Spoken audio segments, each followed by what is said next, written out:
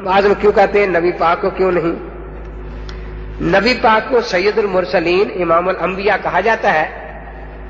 ये इमाम है, इनको कई वजह से आजम कहते हैं। पहली वजह तो वही जो हदीस में आ गई है। तारीख अबू नुऐम में 14 अहादीस है इमाम साहब के फजाइल में।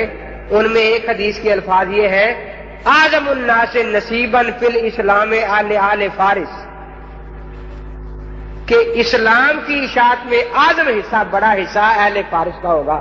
इमाम अबू हनीफा अहले फारिस में से है ना, तो जिनका नसीब आजम है उनका इमाम भी इमाम आजम ही है। हजरत की मुबारक से जो जबान से फिक्रा निकल जाता था वो जबानों पर चढ़ जाता था। जैसे आपने मजान फरमा दी या अबा हुरैरा, ऐसी बात फैली कि उनका नाम लोग भूल चुके हैं कि असल नाम क्या था। जब हजरत की मुबारक जबान से पेश गोई में लफ्ज आजम निकल गया तो वो दुनिया ने कबूल कर लिया। शाफी भी उनको इमाम आजम लिखते हैं, मालकी भी इमाम आजम लिखते हैं, हम्बली भी इमाम आजम लिखते हैं, शाफी भी हनफी भी इमाम आजम लिखते हैं।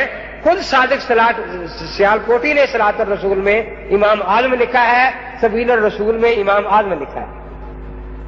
बाकी ये कि नबी को क्यों नहीं कहते, ये इनके धोखे हैं। कियास करते हैं कि जी इमाम आजम का माना होता है बड़ा इमाम, तो बड़ा नबी होता है या उम्मती, ये कियास है इनका।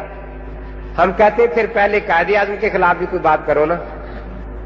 कायदे आजम में बड़ा पेशवा होता है ना, तो कहते हैं अच्छा आपने कैद करवाना है मुझे, तो मैंने कहा हक बात में कैद होना कोई जुर्म नहीं है। अगर कल को कोई सिद्दीकी अकबर का इसी तरह तर्जमा करे कि बड़ा सच्चा नबी होता है इसलिए अबू बकर को सिद्दीकी अकबर ना कहो, तो आप छोड़ देंगे? कोई फारूकी आजम का यही मतलब बयान करना शुरू कर दे कि बड़ा फर्क करने वाला नबी होता है, उम्मती नहीं होता, तो आप हजरत उमर को फारूकी आजम कहना छोड़ देंगे? तो देखो, नाम अहल हदीस है और बातें सारी कियास की, और कुछ भी नहीं बेचारों के पास।